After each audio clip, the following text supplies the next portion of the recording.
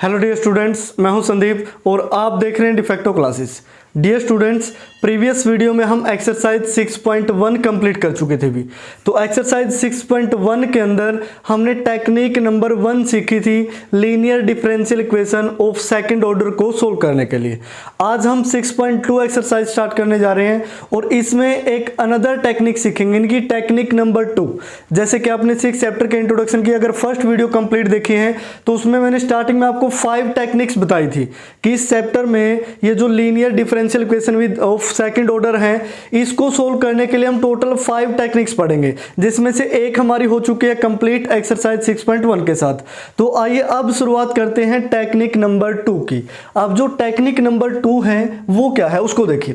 सबसे पहले तो ये देख लेते हैं कि उस टेक्निक में हमें करना क्या होगा। भी यहां है to solve the linear differential equation of second order. भी इसको सोल्व करने के लिए टेक्निक क्या है, by removing the first derivative, यानी कि फर्स्ट डेरिवेटिव का हमने पत्ता कट कर देना है भी, यानी कि उसको हटा देना है, ठीक।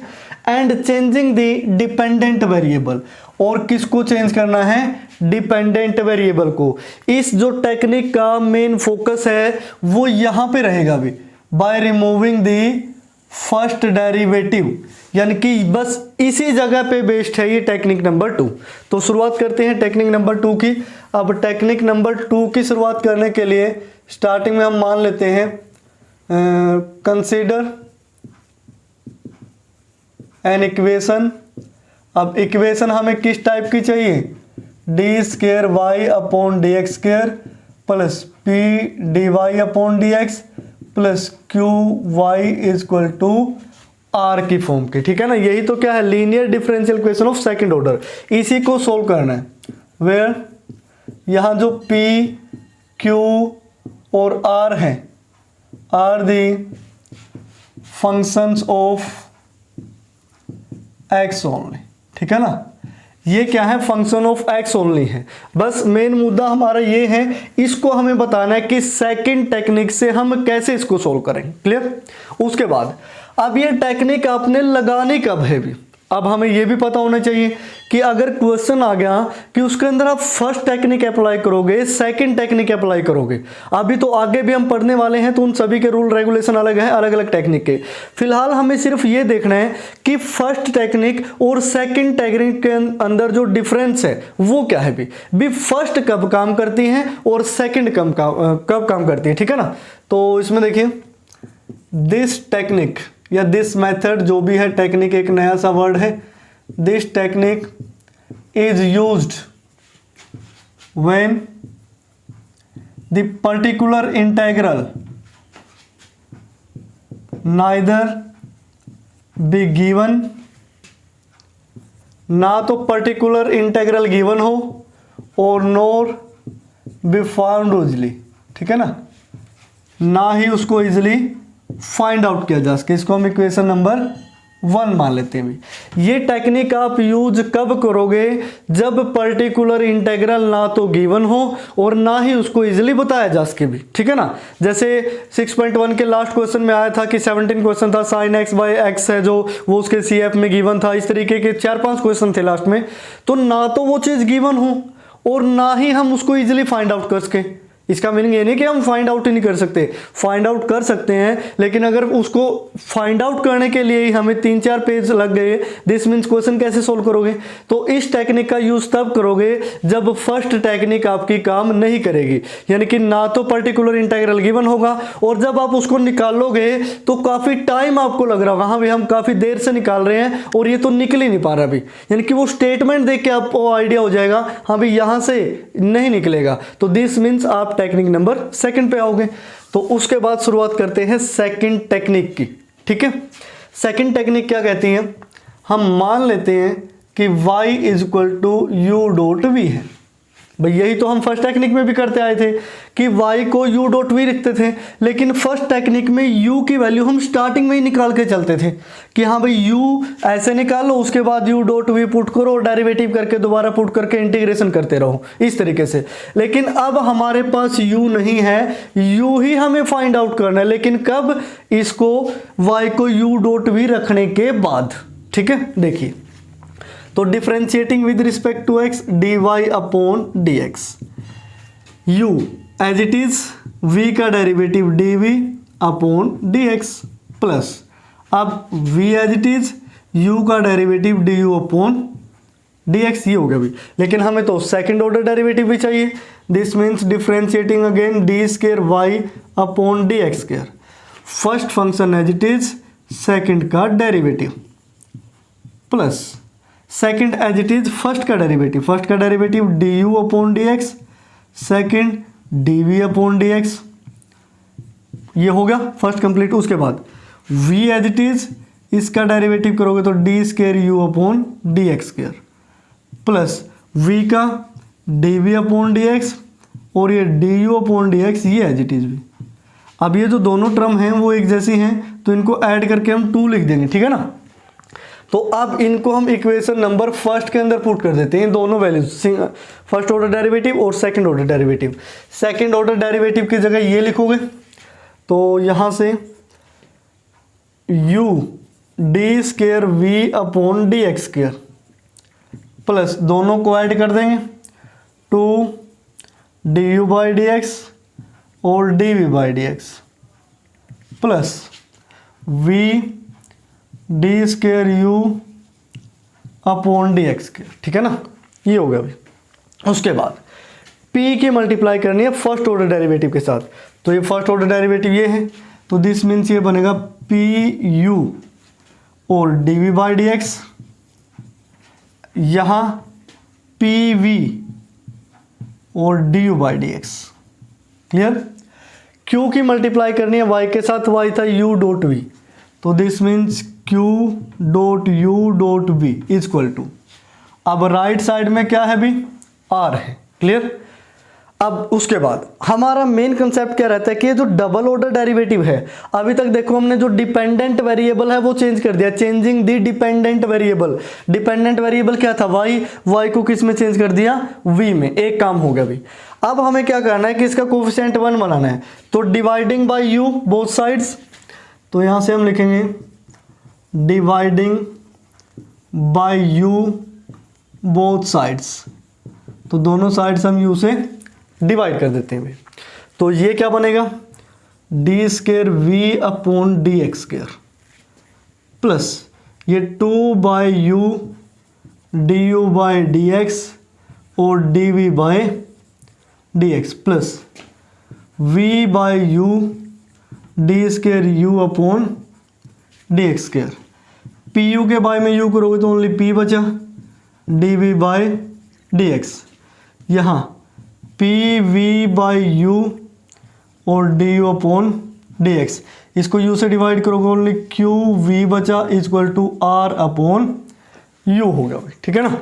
तो इक्वेशन को थ्रू आउट हमने u से डिवाइड कर दिया। अब उसके बाद क्या करते हैं कि ये जो डी स्केयर वी और डी एक्स स्केयर है plus d v by d x वाली टर्म देखते हैं कितनी है, 1 2 ही है, तो इन दोनों में से d v by d x क्या ले लेते हैं, कॉमन ले लेते हैं अभी। तो यहाँ से तो क्या बचेगा p प्लस 2 बाई यू, यहाँ से d u upon d x और साथ में क्या है d v by d x, clear. अब v वाली टर्म 1 2 3, इसमें से v कॉमन ले लेते हैं।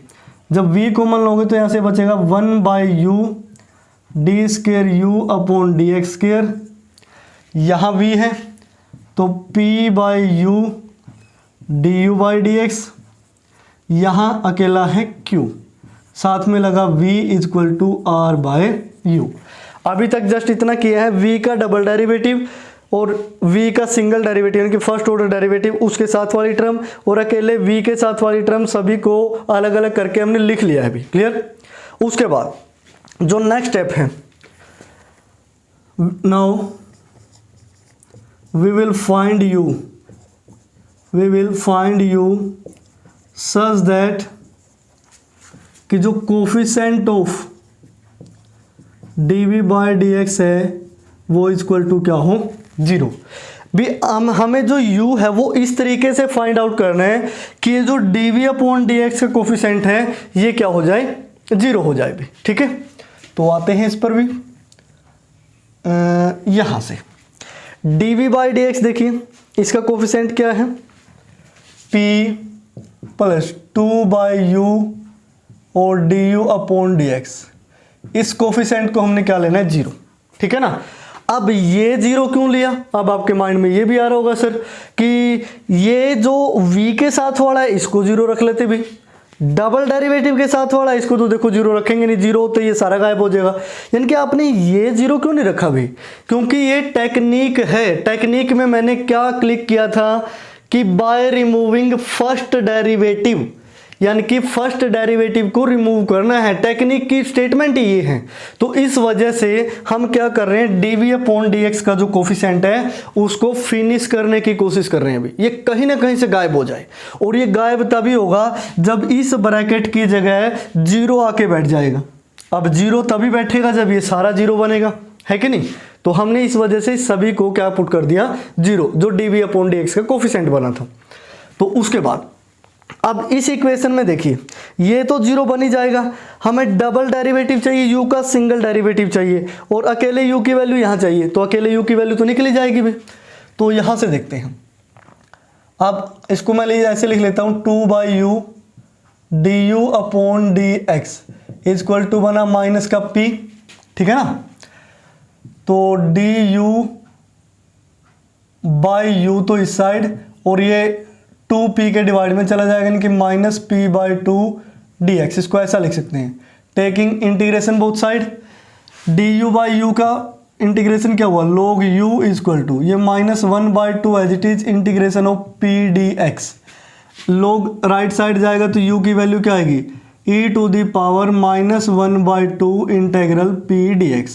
तो एक तो आपने इस वैल्यू पे फोकस करना है भी, ठीक है, u की वैल्यू आई है। दूसरी वैल्यू कौन सी जिस पे आप फोकस करोगे, यहां से du/dx निकालो। दिस इंप्लाइज कि जो du/dx है वो क्या बनेगा, ये माइनस का तो क्या हो गया था p, और u इसके साथ क्या आएगा फिर मल्टीप्लाई में और डिवाइड में 2, यानी कि इस इक्वेशन से हमने क्या निकाल लिया, du/dx। क्लियर, ये हमने निकाल लिया अभी, क्लियर। उसके बाद अब हम क्या करते हैं, इसका डबल डेरिवेटिव कर देते हैं, यानी कि सिंगल तो है ही, सेकेंड ऑर्डर डेरिवेटिव और कर देते हैं। तो यहां से जब डिफ्रेंशिएट करोगे तो ये क्या बनेगा, d²u/dx²। ये जो माइनस का 1/2 है ये एज इट इज भी बाहर रख लेते हैं। अब p और u दो फंक्शन है, ठीक है, p और u दो फंक्शन है तो प्रोडक्ट रूल लगेगा। अब p as it is u का du/dx plus u as it is p का dp/dx भी हो गया काम। तो d²u/dx² की वैल्यू क्या है, -p/2 du/dx, यानी कि मल्टीप्लाई कर दी इसकी, और -u/2 और dp/dx। अब एक तो ये डबल ऑर्डर डेरिवेटिव की वैल्यू, एक सिंगल ऑर्डर डेरिवेटिव की वैल्यू, और एक u की वैल्यू, ये तीनों जो मैंने बंद कर दिए हैं एक डिब्बे में, या फिर जैसा भी आप कह सकते हो बॉक्स में, ठीक है ना, जैसे भी आप समझे। तो इन डिब्बों, इन बॉक्स या जो ये बंद वैल्यूज हैं, इनका आपने यूज करना है दिस इक्वेशन के अंदर। अब फर्स्ट हमने इसको माना था, इसको मैं नाम दे देता हूं सेकंड इक्वेशन, ठीक है ना। यानी कि ये जो तीनों वैल्यूज हैं इनका आप यूज करोगे सेकंड इक्वेशन के अंदर। तो सेकंड इक्वेशन क्या कहती है कि डबल डेरिवेटिव, यहां लिख देते हैं भी, यानी कि d²v/dx² प्लस, जब आप यहां वैल्यू पुट करोगे भी, इसी को तो हमने क्या पुट किया था, 0 पुट किया था, यानी कि ये सारा तो क्या रखा जाएगा, 0। तो 0 की मल्टीप्लाई अगर 0 के dv/dx के साथ हो तो क्या बनेगा, 0, यानी कि ये टर्म तो 0 होगी। वो जूनियर क्लासेज में कहावत सुनी होगी ना, जो 0 के साथ टकराएगा वो 0 हो जाएगा। दिस मीन्स ये तो क्या हो गया, 0। अब यहां वैल्यू हमें पुट करनी है अभी, 1/u as it is into में डबल डेरिवेटिव du/dx की वैल्यू ये है, तो यहां से -p/2 du/dx -u/2 और dp/dx, ये हमारा काम हो गया। उसके बाद p/u प्लस p/u और du/dx, du/dx की वैल्यू क्या है माइनस पी यू बाई 2, ये काम हो गया प्लस में क्यू, प्लस क्यू, और सभी के बाहर क्या लगा है v इक्वल टू आर के डिवाइड में u। अब यहाँ ये वैल्यू पुट कर देते हैं u की, यहाँ वैल्यू पुट करोगे e to the power -1/2 integral p d x. अब आपको लग रहा है सर यहाँ u की वैल्यू ये भी तो पुट कर सकते थे, ये हम क्यों नहीं पुट कर रहे, मैं अभी बताता हूँ। क्योंकि इन सब जगह से u वैसे ही कैंसिल आउट हो जाएगा, चाहे वैल्यू पुट भी कर लेना। अगर मैं u की जगह ये वैल्यू बना दूँ, अगर इसमें u ही नहीं बचा फिर क्या फ़ायदा वैल्यू पुट करने का। यानी कि इस ब्रैकेट को जब हम ओपन करेंगे u तो मिलेगा ही नहीं इसमें, चाहे वैल्यू पुट करो या ना करो कोई इफेक्ट नहीं पड़ेगा। इस वजह से मैंने इतना ये थोड़ा लंबा लिखने के बजाय इसको u ही रहने दिया।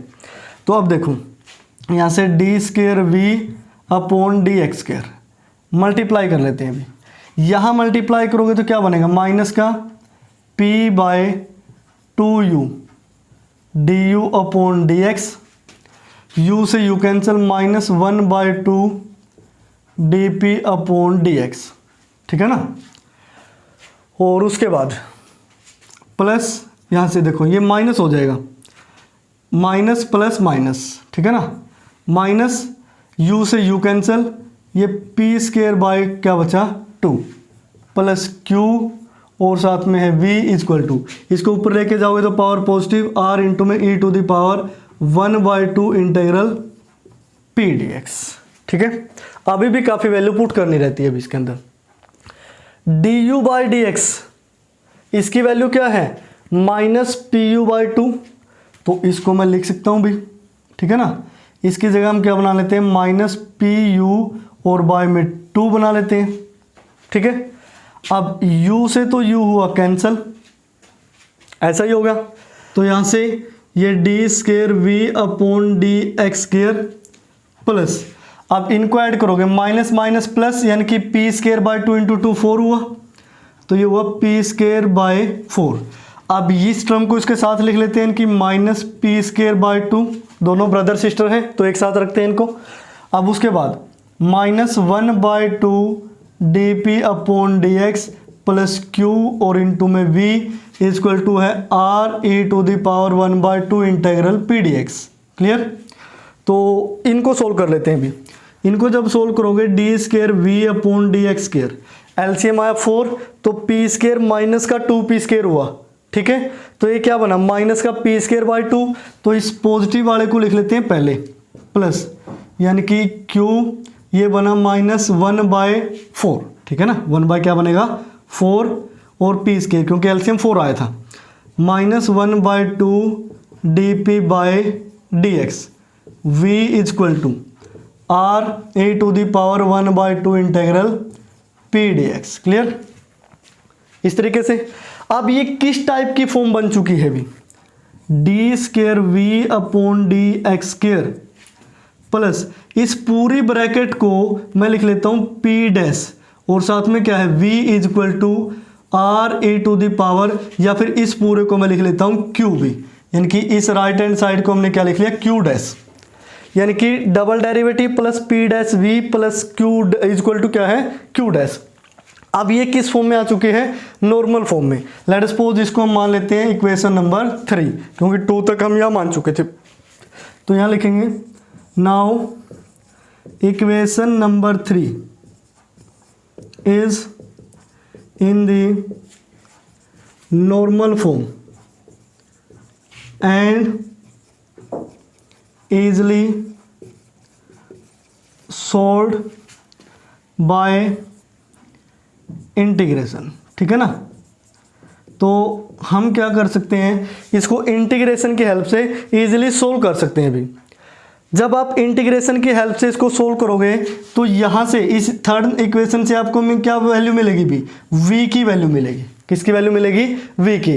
और लास्ट लाइन में यहाँ लिख देता हूँ, इन लास्ट में क्या होगा कि y equal to u dot v is the required general solution, ठीक है ना।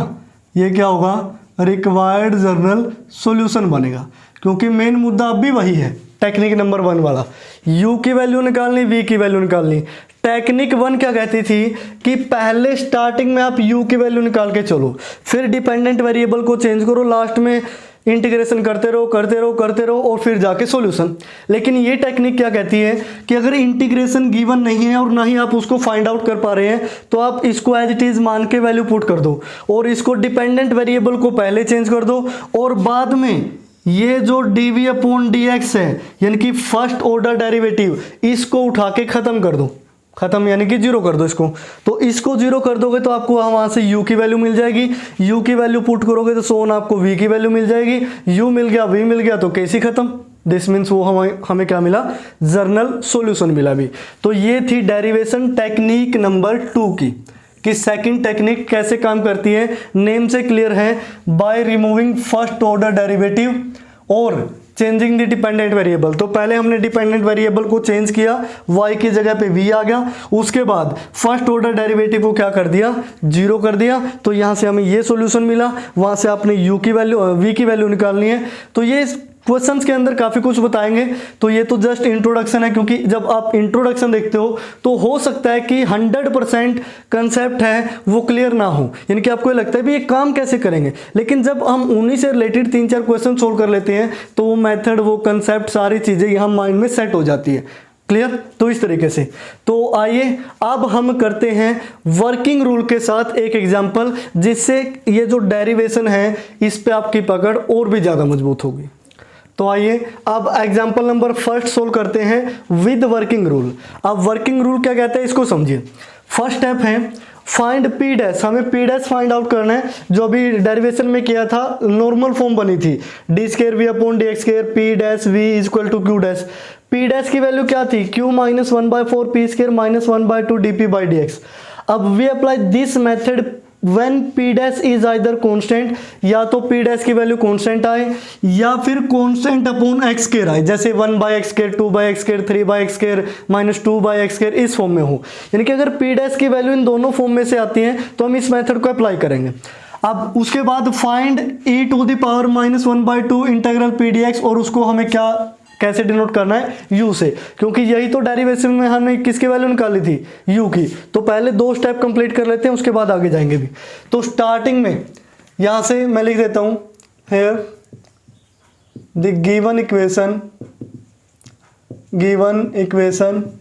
Is in the form of, किस फॉर्म में है भी, d square y upon d x square plus p d y by d x plus q y is equal to r की form में है, जहां पे where p is equal to है minus 2 tangent x comma q की value है 5 and जो r की वैल्यू है वो है 0 भी। ठीक है, नाउ p डैश किसके इक्वल होगा, q माइनस 1/4 p का होल स्क्वायर माइनस 1/2 और dp अपॉन dx। तो वैल्यू पुट कर देते हैं, q की वैल्यू है 5 माइनस 1/4 p का होल स्क्वायर माइनस 2 का स्क्वायर 4 और टेंजेंट का whole square tangent square x minus 1/2 derivative of p यानी कि माइनस 2 टेंजेंट x का डेरिवेटिव करना है। क्लियर? तो 4 से 4 कैंसिल हुआ, 5 minus tangent square x minus 1/2। अब इस 2 को अगर मैं यहाँ लिख लूँ इस तरीके से, और माइनस माइनस क्या हो गया प्लस, यानी कि ये तो क्या बन गया, 1 बन गया भी। ठीक है ना, क्योंकि कांस्टेंट का डेरिवेटिव पे तो थोड़ी ना इफेक्ट पड़ेगा। अब टेंजेंट x है, टेंजेंट x का डेरिवेटिव क्या होता है, सेकेंड स्क्वायर x। तो मैं इसको लिख सकता हूँ 5 minus tangent square x plus second square x को 1 प्लस टेंजेंट स्क्वायर x लिखा जा सकता है। तो 10 स्क्वायर x से 10 स्क्वायर कैंसिल, 5 प्लस 1 कितना आया, 6। अब ये जो p की वैल्यू आई है ये किस टाइप की है भी, कांस्टेंट। तो मेथड हम अप्लाई कर देंगे, उसके बाद हम u की वैल्यू और निकाल लेते हैं। देन जो u की वैल्यू होगी वो क्या होगी, e to the power minus 1/2 integral p dx। तो e to the power minus 1/2 integral p की वैल्यू क्या है, माइनस 2 टेंजेंट x। तो माइनस माइनस प्लस 2 से 2 कैंसिल हुआ, टेंजेंट x dx। तो टेंजेंट x का इंटीग्रेशन क्या होता है भी, log ऑफ सेकेंट x। तो log ऑफ सीकेंट एक्स हो गया, एक्सपोनेंशियल से लोग कैंसिल, तो u की वैल्यू क्या आई, सीकेंट एक्स। तो पहले दो स्टेप हमारे कंप्लीट हो गए, p डैश और u। उसके बाद after putting y equal to u dot v, तो हम लिखेंगे यहाँ थर्ड स्टेप में by putting y is equal to u की वैल्यू यानी कि सीकेंट एक्स डॉट v। अब इसको मान लेते हैं हम इक्वेशन नंबर 1 यहीं पे स्टेटमेंट में, ठीक है ना। By putting y equal to secant x into v, equation 1 becomes, अब इक्वेशन 1 किस फॉर्म की बन जाएगी भी, d square v upon d x square plus p dash की वैल्यू क्या आई है 6, और v equal to q dash, और q डैश की वैल्यू क्या है r बाई u होती थी, यानी कि अभी डेरिवेशन में हमने पढ़ा था r की वैल्यू क्या है 0 बाय u की वैल्यू क्या आई थी ये सीकेंट एक्स, तो 0 बाय सीकेंट एक्स क्या होगा 0 ही होगा, दिस मीन्स ये क्या होगा 0। यानी कि अब आप इसको चाहे पुट करके देख लो, y का dy बाई डी एक्स निकालो, फिर d square y by d x square निकालो, इसका डबल डेरिवेटिव, और वो इक्वेशन फर्स्ट में पुट करो, लास्ट में आपको यही फॉर्म मिलेगी। यही तो टेक्निक है, यानी कि वो आपको लिखने की जरूरत नहीं है। अब डायरेक्ट आप यहां से वैल्यू पुट कर सकते हो। लेकिन अगर फिर भी आपको लगता है कि सर y को ये पुट करने से ये इक्वेशन ये कैसे बन गई, तो आप ये क्या करो, y का डेरिवेटिव करो dy by d x, product rule लगाओ, फिर डबल डेरिवेटिव निकालो, उठा के फर्स्ट में पुट कर दो, और बाद में देखना यही बनेगी। ये मैंने डायरेक्ट लिख दी। अब यहां से v को ले लेते हैं कॉमन, तो इसको हम लिख लेते हैं कैपिटल D, यानी कि कैपिटल D स्क्वायर प्लस 6, जैसे वहां सिंबॉलिक फॉर्म करते थे v इक्वल टू 0, जहां पे जो d हमने लिया है वो किसकी जगह लिया है, d अपॉन डी एक्स की जगह, तो d square upon d x square, d square plus 6 v equal to 0। अब ये सिंबॉलिक फॉर्म हो चुके हैं। देन ऑक्सिलरी, यानी कि अब फोर्थ चैप्टर कुछ याद आने लगा होगा। ऑक्सिलरी इक्वेशन इज, ऑक्सिलरी यानी कि सहायक इक्वेशन, डी स्क्वायर और प्लस 6 इक्वल टू 0, तो डी स्क्वायर की वैल्यू क्या आई -6, डी की वैल्यू क्या आई 6 का अंडर रूट प्लस माइनस और आयोटा, यानी कि रूट किस टाइप के आए, इमेजिनरी और डिफरेंट। तो उसके बाद नाउ अब इसका जो सॉल्यूशन होगा वही क्या बनेगा भी, v बनेगा, ठीक है ना। तो v इक्वल टू क्या बनेगा, e to the power alpha x, alpha की तो वैल्यू 0 है तो वो तो 0 हो गया। अब ब्रैकेट में c1 कोस बीटा एक्स, यानी कि under root 6x plus c2 sine beta x, यानी कि साइन अंडर रूट 6x। ये v की वैल्यू है, ये u की वैल्यू आई थी, hence the required general solution, required general solution is, क्या होता है y equal to u dot v, तो y इक्वल टू u की वैल्यू क्या है सीकेंट x इंटू में v की value c1 cos under root 6x plus c2 sine under root 6x। तो ये हमारा क्या बन जाएगा, रिक्वायर्ड सॉल्यूशन। अभी आपको एग्जाम्पल की लेंथ बिल्कुल छोटी सी लग रही है, हाँ भी ये तो बहुत जल्दी हो जाएगा, लेकिन धीरे धीरे ये लेंथ इंक्रीज हो जाएगी जब हम एक्सरसाइज सोल्व करेंगे, क्योंकि एक्सरसाइज के जो स्टार्टिंग के 10 to 12 क्वेश्चन है उनका लेवल काफ़ी ईजी है, इतने मुश्किल नहीं है। लेकिन जो 12 से आगे वाले क्वेश्चन है 12 to 22, दिस मीन्स वहाँ थोड़ा सा लेवल अप होगा। उनको ये नहीं कह सकते कि मुश्किल है, नहीं होंगे, आसान है लेकिन थोड़ी लेंथ बढ़ जाएगी भी, ठीक है ना। तो इस तरीके से आपने सोल्व करना है। ये आपका वर्किंग रूल था। विद वर्किंग रूल मैंने आपको एक एग्जाम्पल सोल्व है। तो जब तक आपकी 6.2 की वीडियो नहीं आती तब तक आपने ये बेसिक इंट्रोडक्शन अच्छी तरीके से कंप्लीट करना है। और जितने भी एग्जाम्पल भी कम ही है, शायद इसमें 4 या 5 मुश्किल से एग्जाम्पल हो गए, यानी कि ये मान के चलो शायद पता नहीं 3 है पता नहीं 5 है, इस टाइप के हैं, उसके आसपास है। तो ज़्यादा मेहनत नहीं करनी पड़ेगी, कम ही एग्जाम्पल है, तो आप उन एग्जाम्पल्स को कंप्लीट करो भी, ठीक है ना। फर्स्ट मैंने करवा दिया है, सेकेंड वर्किंग रूल साथ में रखो, हाँ भी ऐसे ऐसे हमने करना है तो चीज़ें आपको और अच्छी तरीके से समझ में आएंगी। लेकिन जब हम एक्सरसाइज करेंगे तो इन क्वेश्चन को सोल्व करने का 1-2 और मेथड बता देंगे इसी के अंदर कि आप इस तरीके से भी सोल्व कर सकते हो। तो उसमें काफ़ी कुछ होने वाला, एक्सरसाइज भी काफ़ी लेंथी है, कोशिश करेंगे जल्द से जल्द उसको कवर किया जाए। तो डियर स्टूडेंट, जब तक एक्सरसाइज 6.2 नहीं आती तब तक ये वीडियो आप देखते रहें और वीडियो पूरा देखा करें, ठीक है। और वीडियो अगर आपको पसंद आती है, आपकी कुछ हेल्प होती है, तो अपने दोस्तों की भी हेल्प किया करें, क्योंकि वीडियो तो एक बार बन गई भाई, तो जितना ज़्यादा शेयर करो तो उतने ज़्यादा लोगों की हेल्प हम कर पाएंगे। तो डियर स्टूडेंट्स, आज की वीडियो में फिलहाल इतना ही। देखते रहिए de facto classes. We'll be right back.